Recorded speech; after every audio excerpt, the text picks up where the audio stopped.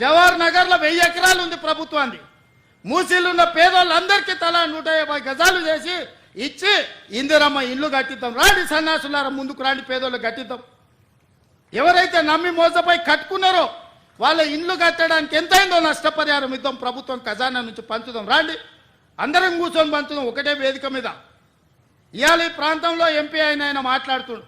ఇక ఆయన గురించి నేను ఎక్కువ మాట్లాడదలుచుకోలే, కానీ ఆయనకు బాధ్యత లేదా?